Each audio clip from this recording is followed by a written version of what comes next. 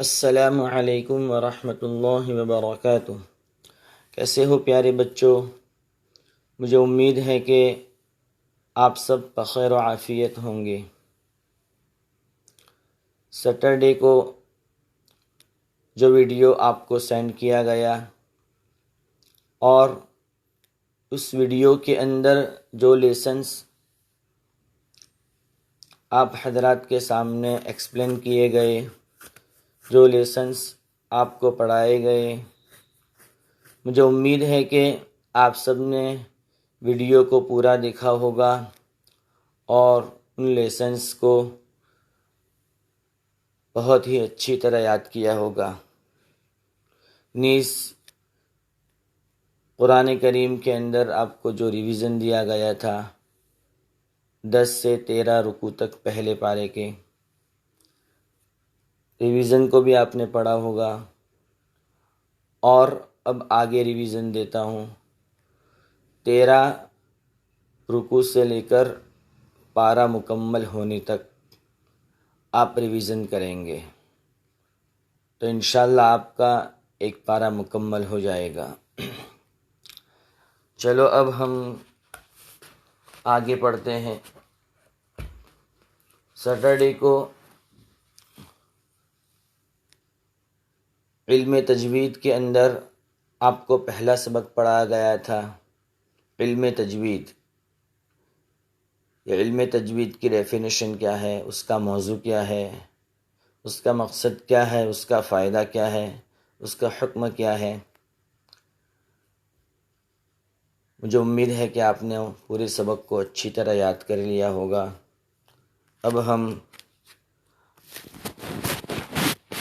آگے حفظ صورت کے اندر پڑھتے ہیں،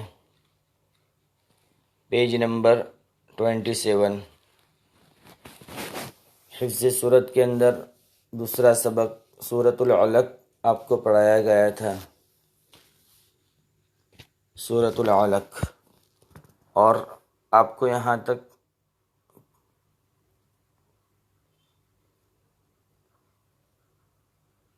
پڑھایا تھا۔ واپس میں پڑھتا ہوں، آپ بھی میرے ساتھ پڑھیے، بہت ہی اچھی طرح تجوید اور مخرج کی رعایت کے ساتھ پڑھیے۔ اعوذ باللہ من الشیطان الرجیم، بسم اللہ الرحمن الرحیم۔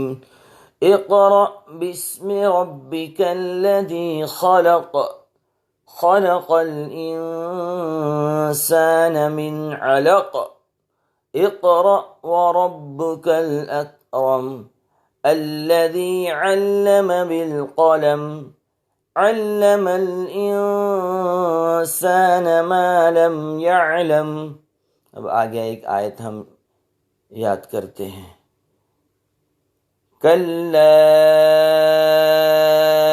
ان الانسان لیطغی۔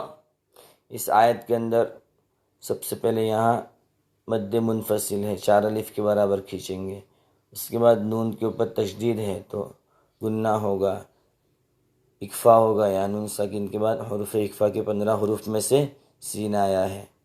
اسی طرح طا حروف قلقلہ کے 5 حروف قطب الجدین میں سے آیا ہے، اس لیے یہاں قلقلہ ہوگا۔ واپس پڑھو، کلا ان الانسان لیطغی۔ چلو پڑھو آپ بھی، کلا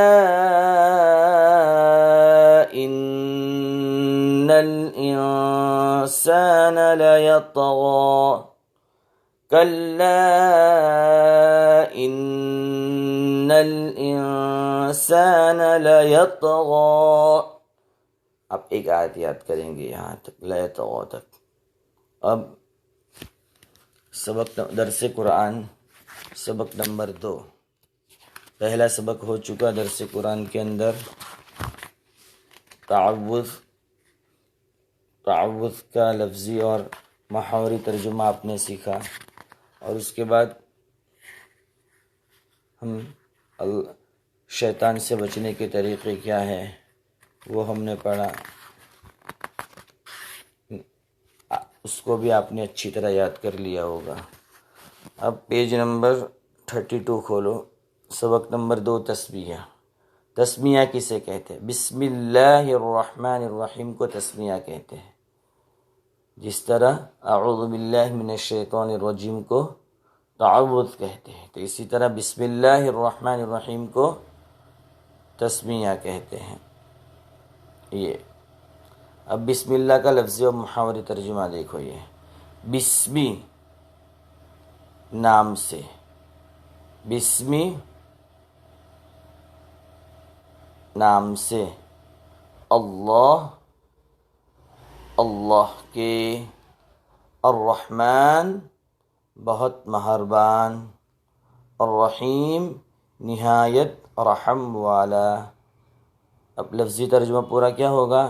نام سے اللہ کے، بہت مہربان، نہایت رحم والا۔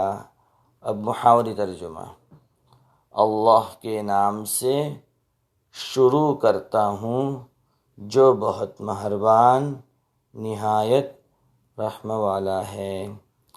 تو آپ دوسرے سبق کے اندر بسم اللہ کا لفظی اور محاوری ترجمہ یاد کریں گے۔ اس کے بعد دعا، آداب و دعا کے اندر سبق نمبر 1، دسترخوان اٹھانے کی دعا، کہ جب ہمارے نبی کھانے کے لیے بیٹھتے اور کھانے کے بعد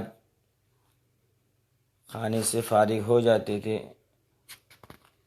تو دسترخوان اٹھاتے وقت کون سی دعا پڑھتے تھے؟ یہاں تک فی ہی تک آپ نے یاد کر لیا۔ اب آگے پڑھتے ہیں، واپس ایک مرتبہ ہم پڑھ لیتے ہیں، آپ بھی پڑھے چلو۔ الحمد للہ، کیا لکھا ہے؟ الحمد للہ حمدن، آپ بھی میرے ساتھ پڑھیں، کثیرا طیبا مبارکا فیہ، غیر غیر مکفی ولا مودع ولا مستغنى عنه ربنا، غیر مکفی ولا مودع ولا مستغنى عنه ربنا۔ یہاں تک آپ یاد کریں گے، یہ پوری دعا ہو گئی۔ آپ پوری دعا کو اچھے سے یاد کریں گے اور روزانہ اس کے اوپر عمل بھی کریں گے۔ جب بھی آپ کھانے کے لیے بیٹھے، کھانا کھانے سے فارغ ہو جاوے اور جب دسترخوان اٹھائے تو یہ دعا پڑھے۔ اب اس کے بعد سیرت کے اندر پہلا سبق ہو چکا، ہمارے نبی صلی اللہ علیہ وسلم کی محبت۔ اب اس کے بعد ہم سبق نمبر 2، ہمارے نبی صلی اللہ علیہ وسلم کا لباس، کہ ہمارے نبی صلی اللہ علیہ وسلم کیسا لباس پہنتے تھے، ہمارے نبی صلی اللہ علیہ وسلم کو کون سے رنگ کا لباس پسند تھا، یہ ہم اس سبق کے اندر پڑھیں گے۔ اور ہمارے نبی صلی اللہ علیہ وسلم کیسا لباس پہنتے تھے، کیسی چپل پہنتے تھے، کیسی چارپائی پر سوتے تھے، اور ہمارے نبی صلی اللہ علیہ وسلم کا گدا کیسا تھا، آپ صلی اللہ علیہ وسلم کمبل کیسے اوڑھتے تھے، یہ پورا اس لیسن کے اندر ہے۔ آج بہت افسوس اور دکھ کی بات ہے کہ آج ہمیں ہیرو کے بارے میں معلوم ہے کہ وہ کیسا لباس پہنتے ہیں، اور جیسے ہی کسی فلم کے اندر ہیرو کوئی نیا ڈریس پہنتا ہے تو ہم چاہتے ہیں کہ ہم بھی ویسا پہنیں، لیکن ہمارے نبی صلی اللہ علیہ وسلم کے بارے میں ہمیں نہیں معلوم، بہت ہی افسوس کی بات ہے۔ تو آج کے سبق کے اندر ہم اسی بات کو سیکھیں گے۔ آپ غور سے ویڈیو کو دیکھیں اور جو سبق ہے اس کو پڑھے اور اس کے اوپر عمل کرے۔ دیکھو سبق نمبر 2، ہماری نبی صلی اللہ علیہ وسلم کا لباس۔ دھیان سے آپ دیکھو، پیارے رسول اللہ صلی اللہ علیہ وسلم عام طور پر تہبند جس کو ہم لنگی کہتے ہیں اور کرتا پہنتے ہیں۔ کرتا جیسے اوپر ہم پہنتے ہیں، کرتا کفنی جس کو کہتے ہیں، اوپر سے دھاری دار لمبی چادر اوڑھ لیتے ہیں۔ کیسی؟ دھاری دار لمبی چادر اوڑھ لیتے۔ آپ صلی اللہ علیہ وسلم امامہ باندھتے اور امامے کا کچھ حصہ دونوں شانوں یعنی شولڈر کے بیچ لٹکا لیتے اور کبھی گلے میں لپیٹ لیا کرتے۔ امامے کے نیچے ٹوپی ضرور ہوا کرتی تھی جو سر سے چپکی رہتی تھی۔ پیارے نبی صلی اللہ علیہ وسلم سفید لباس بہت پسند فرماتے تھے۔ ہمارے نبی کو کون سے کلر کا لباس زیادہ پسند تھا؟ سفید کلر کا لباس زیادہ پسند تھا۔ حضور صلی اللہ علیہ وسلم نے ایک بار پاجامہ بھی خریدا تھا لیکن اسے پہنا نہیں۔ ہاں یہ ضرور فرمایا کہ یہ اچھا لباس ہے۔ موزے پہننے کی عادت نہ تھی۔ ایک بار حبش کے بادشاہ نجاشی نے تحفے میں سیاہ یعنی بلیک کلر، سیاہ چمڑے کے موزے بھیجے۔ حضور صلی اللہ علیہ وسلم نے وہ پہنے تھے۔ آپ صلی اللہ علیہ وسلم پاؤں میں ایسی چپل پہنتے کہ اس کا تلا یعنی نیچے والا حصہ چمڑے کا اور اس میں تسمے لگے ہوتے تھے، جیسے آج کل کی ہوائی چپل ہوتی ہے جسے ہم سلیپر کہتے ہیں، سلیپر پہنتے ہیں اور اس کے اندر اوپر جو تسمے لگے ہوئے ہوتے ہیں، تو ہمارے نبی ایسے چپل پہنتے تھے۔ پیارے نبی صلی اللہ علیہ وسلم رسی سے بنی ہوئی چارپائی پر سوتے جس سے آپ کے مبارک جسم پر نشانات پڑ جاتے ہیں۔ رسی سے بنی ہوئی آج کل تو بہت کم لوگ استعمال کرتے ہیں، لیکن کچھ سالوں پہلے رسی سے بنی ہوئی چادر استعمال کرتے تھے، اور ابھی بھی آپ کو بہت سارے دیہات کے اندر، گاؤں کے اندر اس طرح کی چارپائی ملے گی، تو وہ اس کے اوپر ہمارے نبی سوتے تھے جس سے آپ کے مبارک جسم پر نشانات پڑ جاتے تھے۔ آپ کے پاس چمڑے کا گدا بھی تھا، چمڑے کا گدا جس میں کھجور کے پتے بھرے تھے۔ ایک کمبل بھی تھا، اس کمبل کے اندر کئی پیون یعنی ٹھگلے پیون لگے ہوئے تھے۔ کبھی کبھی تحفے میں بہت قیمتی کپڑے آئے جو آپ نے پہنے بھی۔ سرخ لباس آپ کو پسند نہ تھا۔ 3 سوال ہیں وہ آپ کو یاد کرنا ہے کہ آپ صلی اللہ علیہ وسلم عام طور پر کیسا لباس پہنتے تھے۔ جو سبق کے اندر یہ کہ ہمارے نبی صلی اللہ علیہ وسلم عام طور پر تہبند اور کرتا پہنتے، اوپر سے دھاری دار چادر اوڑھ لیتے، یہ ہے۔ اس کے بعد دوسرا سوال ہے آپ صلی اللہ علیہ وسلم کی چپل کیسی تھی؟ تو یہ چپل ایسی پہنتے کہ اس کا تلا چمڑے کا اور اس میں تسمے لگے ہوتے جیسے آج کل کی ہوائی چپل ہوتی ہے۔ تیسرا سوال ہے کہ آپ صلی اللہ علیہ وسلم کس چیز پر سوتے، ایسا بھی آپ کو بتایا کہ آپ صلی اللہ علیہ وسلم رسی سے بنی ہوئی چارپائی پر سوتے تھے۔ اب اس کے بعد عربی کا سبق کھولو۔ سبق نمبر 1 مفردات۔ سبق نمبر 1 کے اندر ہم نے عربی کے کئی ورڈ سیکھے، تقریباً 13-14 ورڈ پہلی لائن کے ہم نے سیکھے۔ اب دوسری لائن کے اندر ہم آتے ہیں۔ پہلی 4 5 6 7 8 9 10 11 12 13 14 15 16 17 ورڈ سیکھے آپ نے، قلم سے لے کر سجل تک۔ پیج نمبر 164 کھولو۔ اب اس کے بعد دیکھو،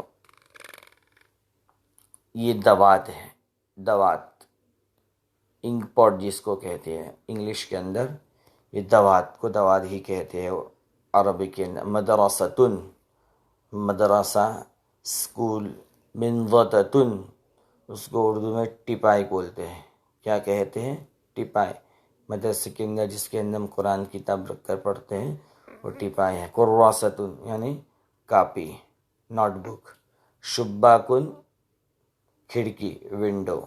تو یہ 5 نئے الفاظ آپ یاد کریں گے اور اپنی کاپی کے اندر اس کو، اپنی نوٹ بک کے اندر اس کو لکھیں گے بھی، اور جو واٹس ایپ نمبر آپ کو دیا گیا ہے تو لکھ کر آپ اس کو سینڈ بھی کریں گے۔